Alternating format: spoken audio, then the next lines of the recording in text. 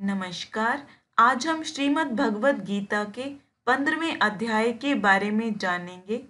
इस अध्याय में श्री कृष्ण इस संसार के बंधन से मुक्ति के बारे में, जीव के स्वरूप के बारे में, साथ ही पुरुषोत्तम कौन है, क्या है, उसके बारे में बताते हैं। तो चलते हैं श्रीमद् भगवत गीता के 15वें अध्याय की तरफ।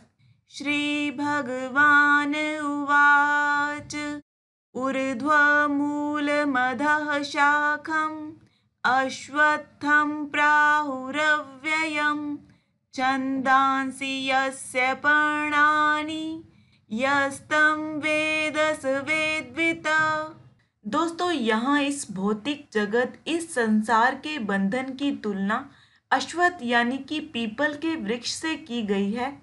जो व्यक्ति सकाम कर्मों में लगा है उसके लिए इस वृक्ष का कोई अंत नहीं है। वह एक शाखा से दूसरी में और दूसरी से तीसरी में घूमता रहता है, मतलब इस संसार में फिर से जन्म लेता रहता है। जो इस वृक्ष में आसक्त है उसकी मुक्ति की कोई संभावना नहीं है। श्री कृष्ण कहते हैं कि ये संसार कभी नष्ट ना होने वाले पीपल के वृक्ष की तरह है। इस वृक्ष की जड़ें ऊपर की ओर हैं और इसकी टहनियाँ नीचे की ओर। इसके पत्ते वैदिक स्तोत्र हैं और जो इस वृक्ष के सही रूप को जान लेता है वह वेदों के वास्तविक उद्देश्य और जीवन के रहस्य को जान लेता है। दोस्तों, जड़ें ऊपर की ओर हैं, इसका अर्थ है कि मूल ऊपर है, यानी कि परमात्मा ऊपर है। शाखाएं नीचे की ओर हैं, इससे मतलब हुआ कि प्रकृति नीचे है। जिसने इस बात को जान लिया, उसने वेदों का ज्ञान हासिल कर लिया, वो इस संसार के बंधन से छूट जाता है। जिसने नहीं जाना वह जन्म मरण के चक्कर में फंसा रहता है। अधश्चोर्ध्वं प्रसृतास्तस्य शाखा गुण प्रवृद्धा विषया प्रवालाः अधश्चमूलान्य अनुसन्ततानि कर्मानुबंधिनी मनुष्यलोके। श्री कृष्ण कहते हैं कि इस वृक्ष की शाखाएं ऊपर तथा नीचे सभी ओर फैली हुई हैं। दोस्तों, इस संसार रूपी वृक्ष की जो समस्त शाखाएं हैं, इन्हें आप अलग अलग योनियां माने, यानी कि हम सब प्राणी जो अलग अलग योनियों में बटे हुए हैं। आगे श्री कृष्ण कहते हैं ये शाखाएं प्रकृति के तीनों गुणों द्वारा विकसित होती हैं। मतलब दोस्तों, जहाँ प्रकृति का जो गुण अधिक होता है वहाँ उसी के अनुरूप जीवों की योनियां प्रकट होती हैं।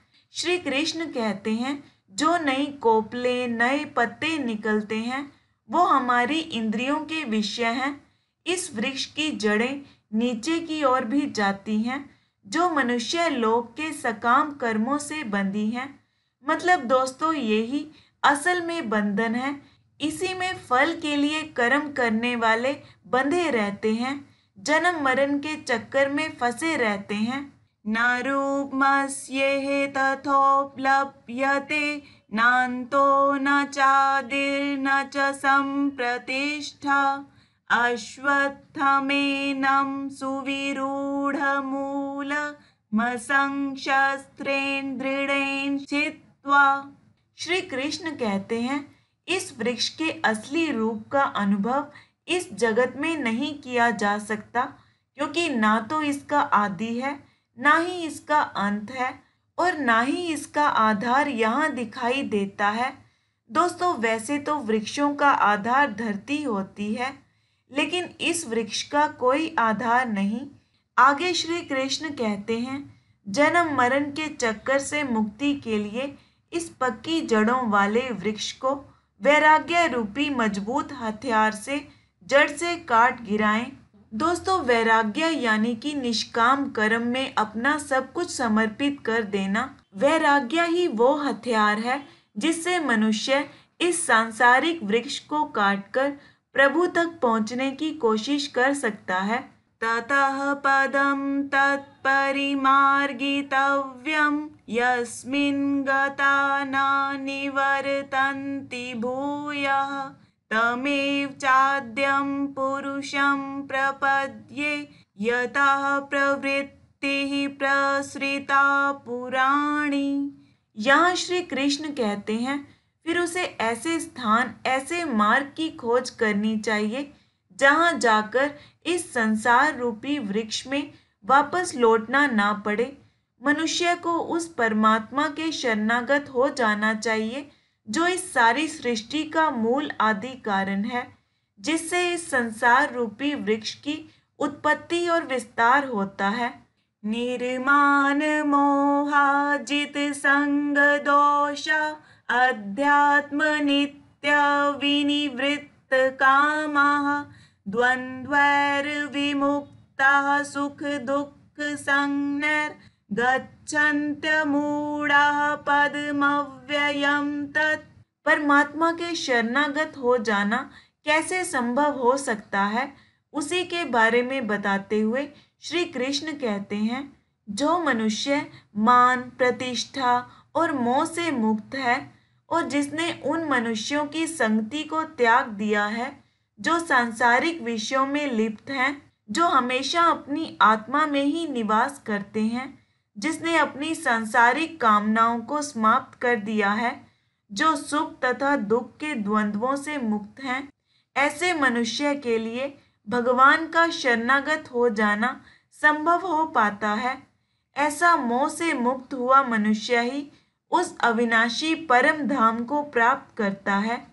न तद्भास्यते सूर्यो न शशांको न पावकः यद्गत्वा न निवर्तन्ते तद्धाम परमं मम। यहाँ पर श्री कृष्ण अपने परम धाम के बारे में बताते हुए कहते हैं, वह मेरा परम धाम ना तो सूर्य या चंद्र के द्वारा प्रकाशित होता है और ना अग्नि से। दोस्तों, भगवान का परम धाम तो सूर्य चंद्रमा के प्रकाश से भी कहीं तेज है। ये भगवान की आंतरिक शक्ति से प्रकाशमान है।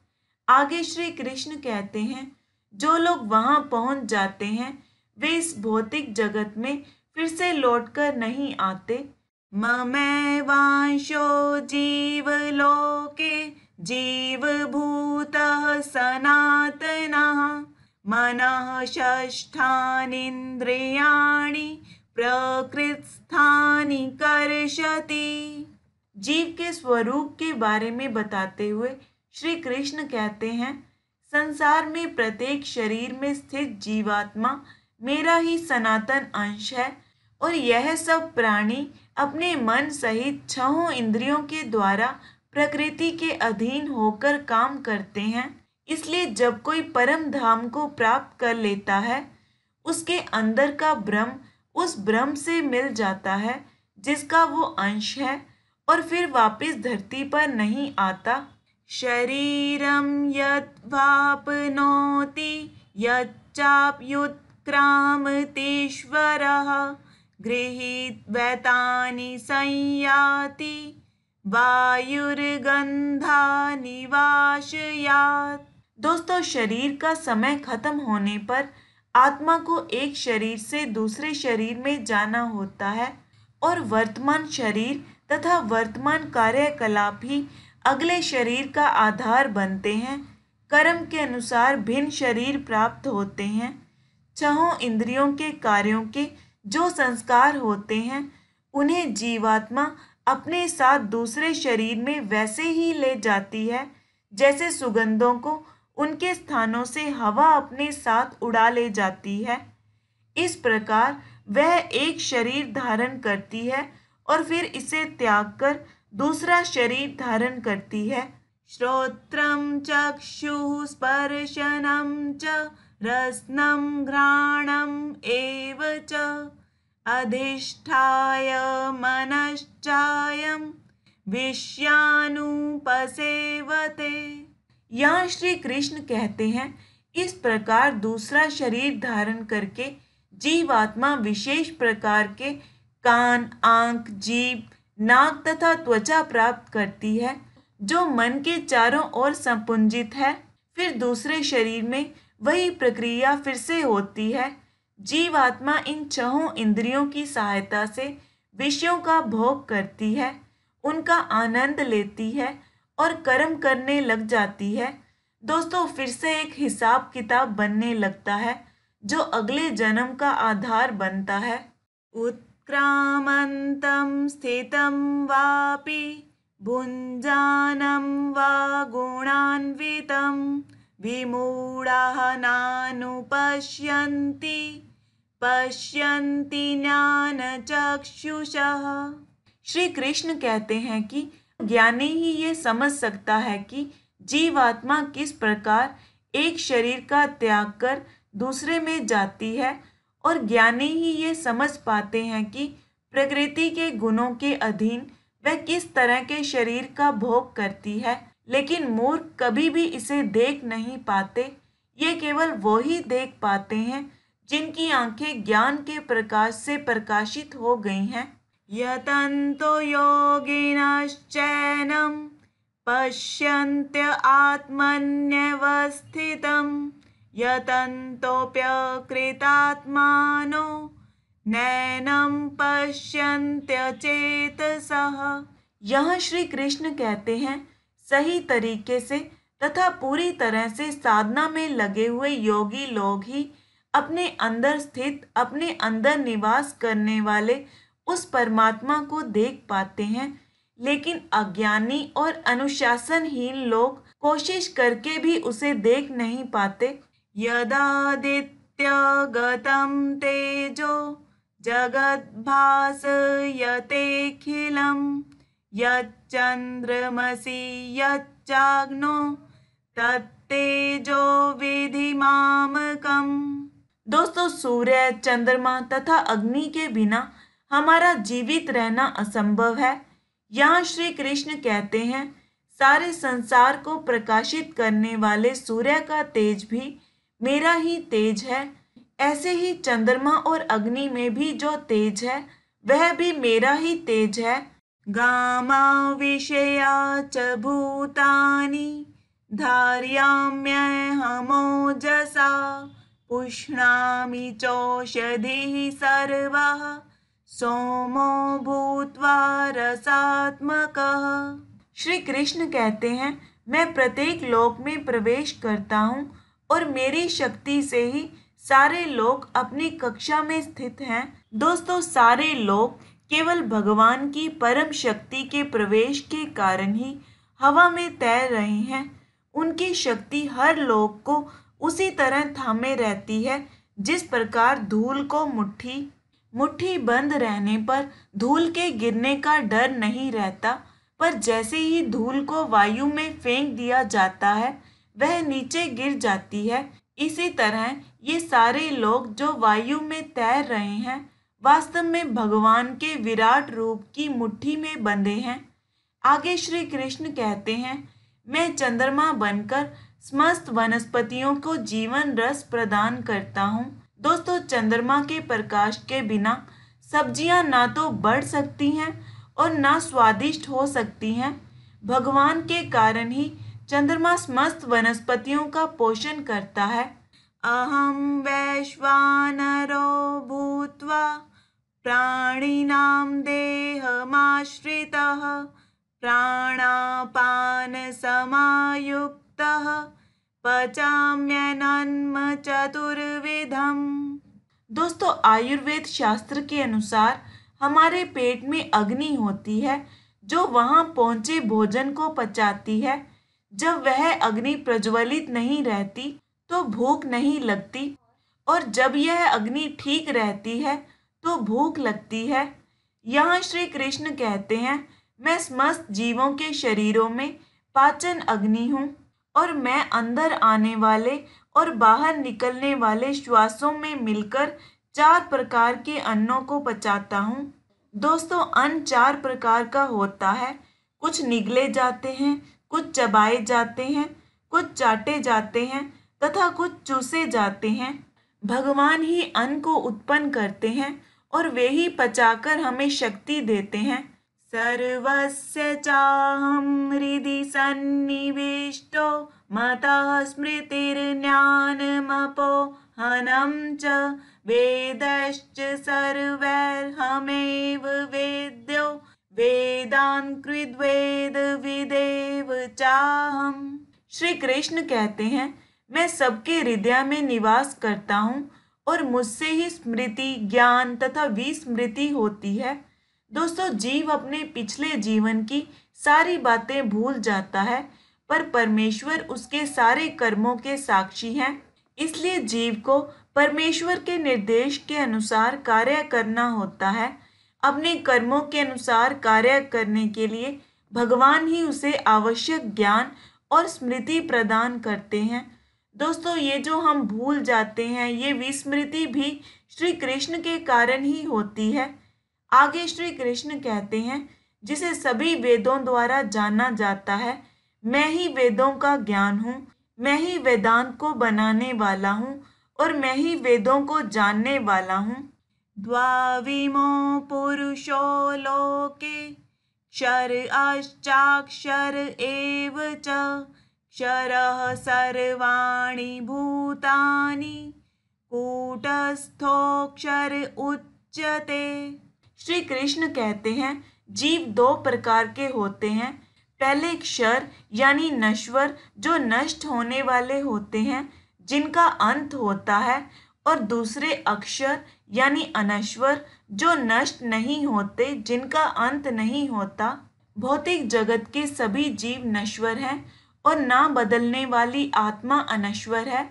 उत्तमः पुरुषस्त्वन्यः परमात्मेतयुदारितः यो लोकत्रयमावेश्य बिभर्त्यव्यय ईश्वरः। आगे श्री कृष्ण कहते हैं, लेकिन इन दोनों क्षर तथा अक्षर, नश्वर तथा अनश्वर से भी परे, इन दोनों के अतिरिक्त एक श्रेष्ठ पुरुष है, जिसे परमात्मा कहा जाता है। ये साक्षात अविनाशी भगवान है, जो तीनों लोकों में प्रवेश करके उनका भरण पोषण करता है। यस्माक्षरमतीतोऽहम् अक्षरादपि चोत्तमः अतोऽस्मि लोके वेदे च प्रथितः पुरुषोत्तमः। यहाँ श्री कृष्ण कहते हैं, क्योंकि मैं दोनों क्षर तथा अक्षर से भी ऊपर हूँ और सबसे श्रेष्ठ हूँ, इसलिए इस संसार में तथा वेदों में मैं ही पुरुषोत्तम माना जाता हूँ। यो मामेवं सम्मूढो जानाति पुरुषोत्तमं स सर्वविद भजति मां सर्वभावेन भारत। यहाँ श्री कृष्ण कहते हैं, जो कोई बिना संदेह मुझ पुरुषोत्तम को इस प्रकार जान लेता है, समझ लो कि उसने सब कुछ जान लिया है और वह अपने संपूर्ण अस्तित्व से, अपनी संपूर्ण अंतरात्मा से मेरी उपासना करता है। इति गुह्यतमं शास्त्रम् इदमुक्तं ज्ञानघ एतद्बुद्ध्वा बुद्धिमान् स्यात् कृतकृत्यश्च भारत। श्री कृष्ण कहते हैं, हे निष्पाप, मैंने तुझे यह वैदिक शास्त्रों का अति गोपनीय ज्ञान बता दिया है। जो इस परम ज्ञान को सही प्रकार से समझता है, वह बुद्धिमान हो जाता है और उसके सारे प्रयास पूरे हो जाते हैं और वह अमर होकर परम गति को प्राप्त कर लेता है। दोस्तों, ये था श्रीमद् भगवद गीता का 15वां अध्याय। अगली वीडियो में जानेंगे 16वें अध्याय के बारे में। जय श्री राधे कृष्णा।